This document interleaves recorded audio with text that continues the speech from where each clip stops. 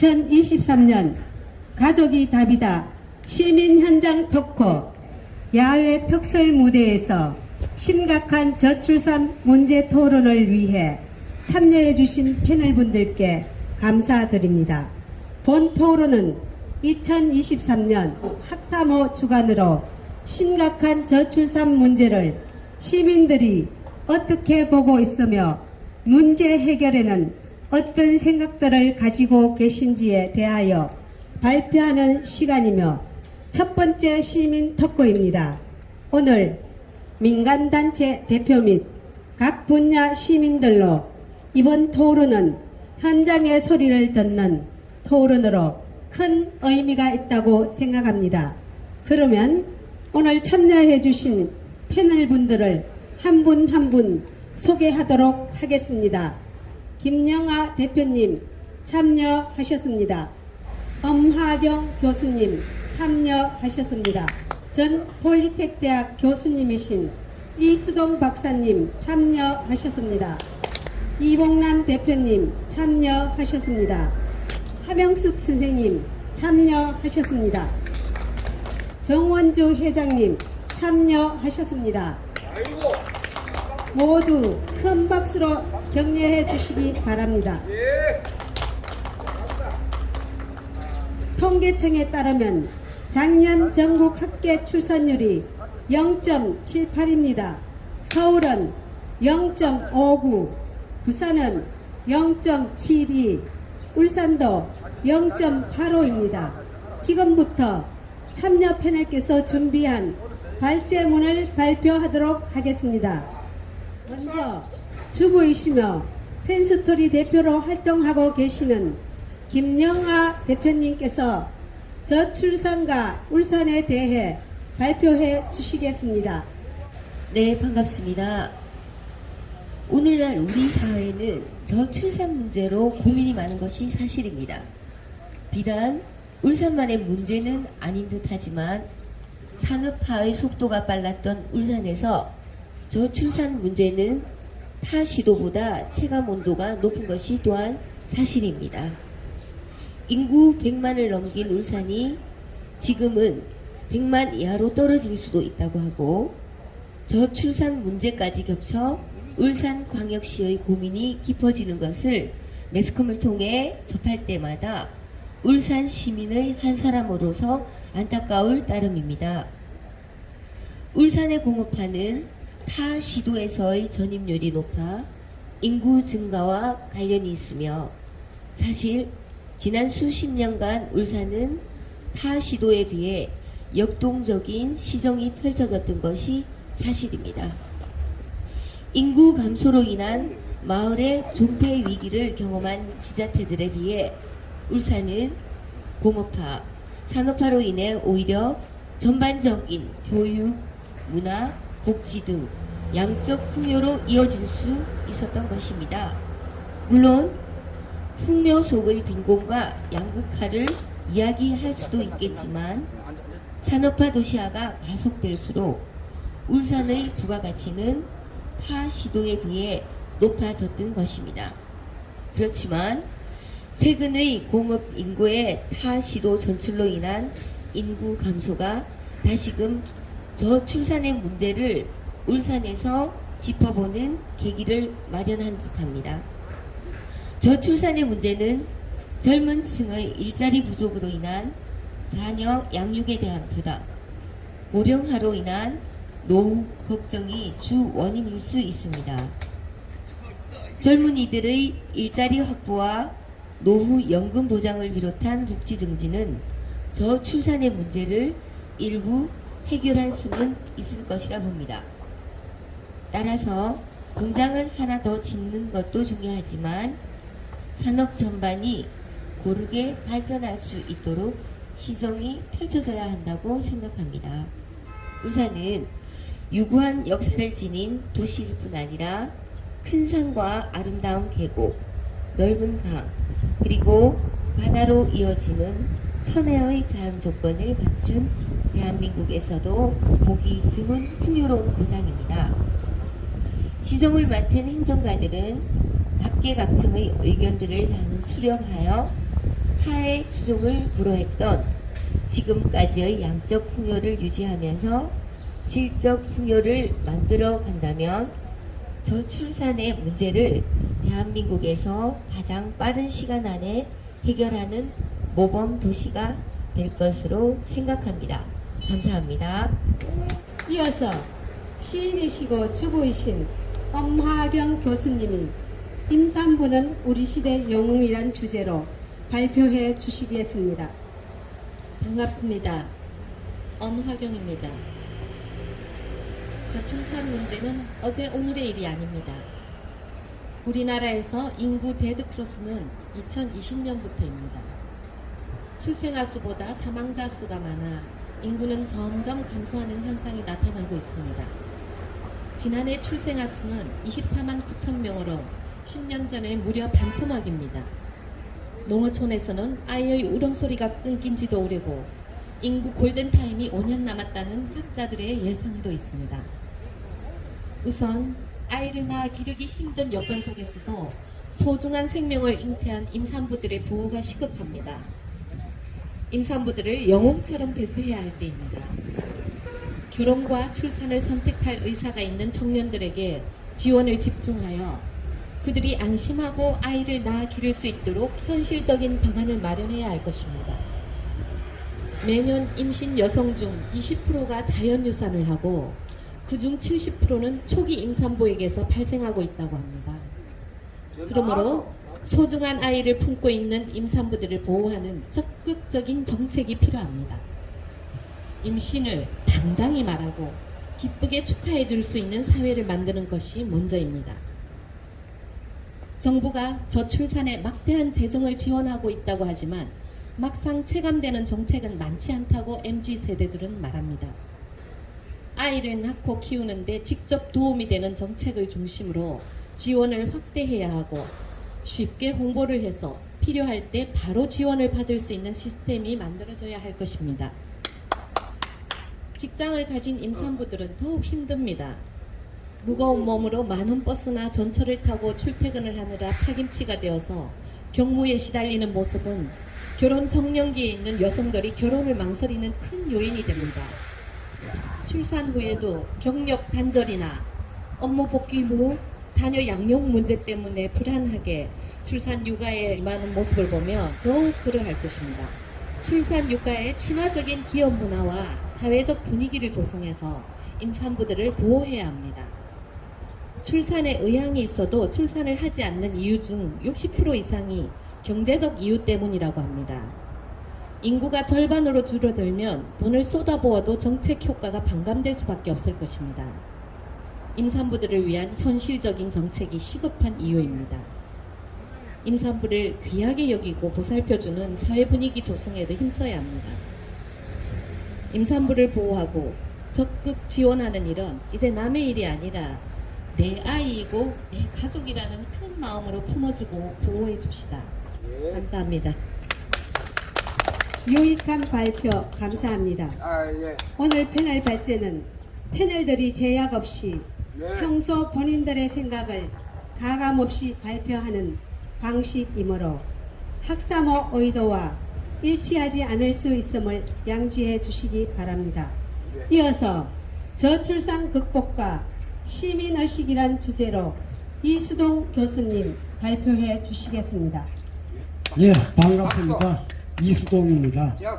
출산율이 저하되고 있다는 것은 세계적인 추세입니다. 유럽은 이미 1950년대부터 사회복지정책의 일환으로 아동수당을 지급하였습니다. 이 정책이 오늘날에는 상당히 출산 장려 정책으로 기능하고 있습니다. 독일에서는 1954년부터 아동수당, 독일 말로는 킨더겔트라고 하죠. 첫째보다 둘째보다는 셋째에게 더 많은 수당을 지급하는 정책을 펼쳐 왔었습니다. 1980년대 독일에서 유학을 했던 제 자신도 두 자녀가 태어나면서부터 아동수당의 혜택을 받았습니다. 이 당시 우리나라에서는 둘 이상 출산은 야만인 취급하는 경향이 있었습니다. 1980년대 중반이 되면서 세계는 2050 클럽을 만들었습니다. 이 클럽에 우리 대한민국이 2012년도에 7번째로 가입을 하게 됐습니다. 그래서 지금의 세계 강국은 인구와 경제, 이것이 기본이 되고 있다는 것입니다. 우리나라는 2010년대부터 이미 결혼과 출산율이 저하여 인구 감소와 인구 절벽 위기에 봉착하고 있습니다. 국가는 젊은이들이 결혼과 출산을 가장 의미 있는 삶이라는 것을 인식하게 하는 정책을 펼쳐나가야 합니다. 교육을 통해서 사회 유지와 발전은 부모와 자식, 가족의 가치, 가족의 존재와 의미를 깨닫게 해야 합니다. 이것이야말로 청년 세대들의 세상을 바로 인식하게 하는 해답이기 때문입니다. 감사합니다.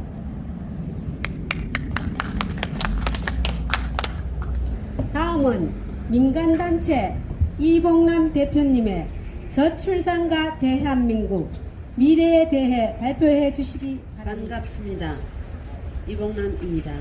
저출산이 이렇게 국가적 문제가 되고 지난 15년 이상 수백조 원을 투입할 일이 될 줄은 꿈에도 몰랐습니다. 저출산이란 인구 재앙이 점차 현실이 되어 가고 있습니다.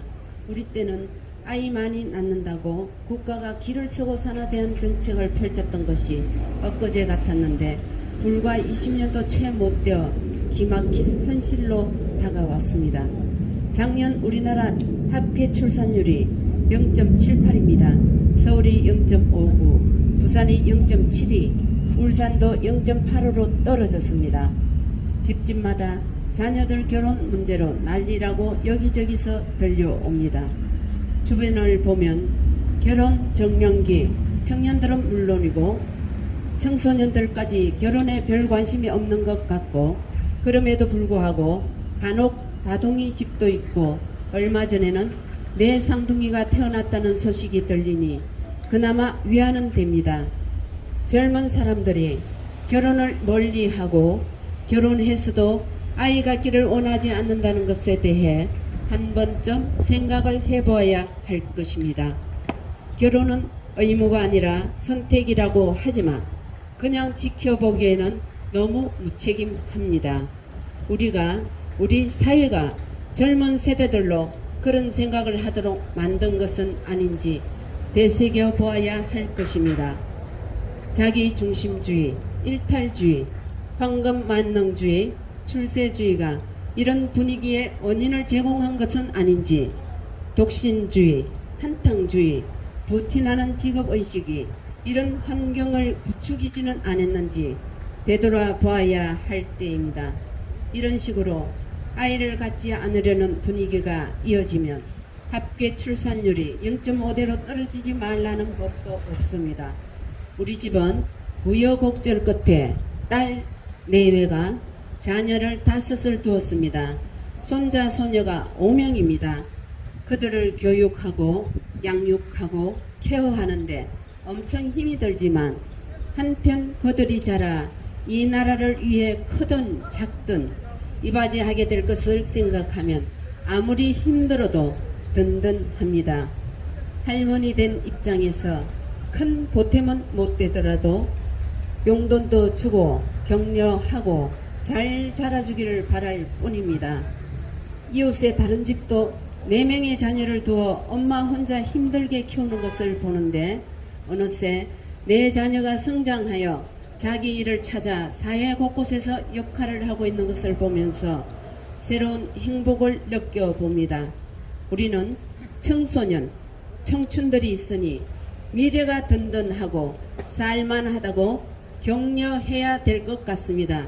오늘 좋은 토론이기를 기대합니다. 감사합니다. 다음은 인구 연극 배우로 저출산 현실을 피부로 접하고 계시는 하명숙 선생님께서 발표해 주시겠습니다. 반갑습니다. 주부로서 손자, 손녀를 둔 신중년으로 저출산 문제에 대해 개인적 생각을 발표해 보겠습니다. 울산으로 시집 온 지 30년이 되었습니다. 당시만 해도 젊은 사람들이 모여들던 곳이 울산이었지만 전국적으로 학계 출산율이 계속 떨어지고 있고 부산, 울산, 경남도 예외 없이 1 이하로 떨어지고 있습니다. 한때 젊은 도시라는 울산도 작년 학계 출산율이 0.85로 점점 심각한 상황으로 치닫고 있습니다. 저희 팀은 지난 4년간 부산, 경남, 전남을 오가며 저출산 극복 인구 인식 운동을 펼치고 있습니다. 그 중심이 가족사랑 운동입니다. 가족사랑 운동은 심각한 저출산 문제 해결의 실마리라고 생각합니다. 가족 구성이 저출산의 답이라고 만나는 사람마다 가족의 중요성을 전하고 있습니다. 저의 경우를 보면 맞벌이하는 딸 내외를 위해 손자, 손녀를 돌보고 있습니다. 어린아이를 키우는 재미는 다른 어떤 일보다 즐겁고 재미있기도 합니다. 아마도 우리 같은 신중년들은 젊은 부부들이 마음껏 일할 수 있도록 손주, 손녀를 돌보며 도와주는 것도 저출산 극복을 위한 한 방법이라고 생각합니다. 젊은 사람들은 자신의 일을 갖기를 원하고 그 일을 선택하고 그 일을 즐기고 있습니다. 일, 가정, 양립의 현실에서 자녀 양육이라는 선택의 길에서 할머니, 할아버지가 도와줄 때 어쩌면 우리 손주들이 30년 뒤 우리나라를 이끌 중심이 되어 있을 것이라 생각하면 우리들의 이런 수고쯤은 기쁨으로 맞아야 합니다. 지금도 고령화로 인한 복지 부담이 엄청난데 30년 뒤 우리 손자 손녀들이 이 나라를 이끌어 갈 때는 상상을 초월할 것입니다. 임산부가 이 나라의 영웅이고 우리 아이들이 이 나라의 보배란 것에 동의합니다. 우리 신중년들은 이들이 활기 넘치고 마음껏 자신들의 꿈을 펼칠 수 있도록 지원해야 합니다. 가족의 중심이고 가족이 사회를 만들어가고 가족이 건강할 때 대한민국은 희망이 있습니다. 가족이 있어 행복하고 가족이 있어 살만합니다. 저를 포함한 우리 팀이 줄기차게 가족 사랑 운동을 펼치는 이유는 이 시대를 살고 있는 신중년들의 몫이라고 보기 때문입니다. 함께 가족 사랑 운동을 펼치는데 동참을 부탁드립니다. 감사합니다. 정원주 회장님이 가족 사랑의 필요성에 대해 발표해 주시겠습니다. 반갑습니다. 집단 지성으로 저출산 극복이란 제목으로 발표를 하겠습니다. 덕신공원에서 시민들이 모여 저출산 문제를 함께 고민하는 시도는 의미가 있다고 생각합니다. 무엇보다 시민들이 가감없이 자신의 소리를 낼 수 있는 공론장은 가뭄의 담비와도 같습니다. 학계 출산율은 여성 한 명이 가임 기간에 낳을 것으로 예상되는 평균 자녀 수를 말합니다. 출산이 가능한 연령대는 15세부터 49세까지를 기준으로 합니다. 2018년 0.98로 떨어진 이후 6년간 1 이하 학계 출산율을 보이는 나라는 전 세계에서 대한민국이 유일합니다. 2021년 학계 출산율이 0.81이다가 2022년 학계 출산율은 0.78입니다. 정상적 국가라면 학계 출산율이 1 이하로 떨어질 수 없다고 하는데 우리나라는 올해 6년째 1 이하로 떨어지고 있으니 내년은 또 얼마나 기록할지 걱정이 아닐 수 없습니다. 저출산은 인구 절벽을 넘어 인구 지향의 수준이 되어가고 있습니다. 저출산 고령화의 문제는 북한의 핵무기보다 더 어려운 대한민국의 미래가 될 수 있을 것입니다. 정부나 지자체는 물론이고 전 국민이 왜 이런 현상이 나타나는지에 대해 곰곰이 생각해 보아야 할 것입니다. 3년째 지속된 코로나 팬데믹이 해제가 되었다고 하지만 그 여파는 참으로 심각합니다. 독신 가구의 증가로 언룸 시대가 펼쳐지더니 전세 사기, 깡통 전세라는 기상천외한 일들이 생겨나고 있습니다. 피해자들 대부분이 대출을 받아 독립을 시도하려는 젊은 세대라고 합니다. 고물가 시대, 자영업의 몰락, 영끌로 마련한 부동산 문제가 대출금 폭등이란 현실까지 겹쳐 저출산 문제를 더욱 어렵게 하고 있습니다. 우리 집은 딸 둘, 아들 한 명을 두었는데 딸들은 결혼을 하여 달라는 가정을 꾸리고 있지만 정년기를 넘긴 아들의 결혼은 쉽지가 않습니다. 부모된 마음은 애가 타고 직장, 수입, 주택 문제 등 결혼을 위한 필요 불충분한 조건이 갖춰지지 않으면 어려운 것 또한 사실입니다. 무작정 결혼 정년기 분들에게 저출산이 심각한 문제가 될 수 있으니 결혼하여 아기를 낳으라고 한다고 되는 것은 아닙니다. 저출산을 극복할 수 있는 사회적 분위기 조성이 무엇보다 중요하다고 생각합니다. 인생이란 무엇이고 삶에서 가족이 어떤 의미이고 나의 행복이 가족의 행복임을 깨닫게 하는 집단 지성이 어느 때보다 필요한 때입니다. 저출산 문제는 이제 나 개인 우리 집만의 문제가 아니라 대한민국 전체의 문제임을 함께 고민하고 풀어야 할 공동체의 문제임을 인식해야 할 것입니다. 감사합니다. 좋은 말씀 감사합니다. 다들 바쁘신 중에도 귀한 시간을 내주셔서 심각한 저출산 문제를 인식하고 대처해 보고자 하는 시민들의 생각을 가감없이 전해주셔서 감사합니다. 이것으로 패널 발제를 마치고 자유토론에 들어가도록 하겠습니다. 네, 아이고, 수고하셨습니다.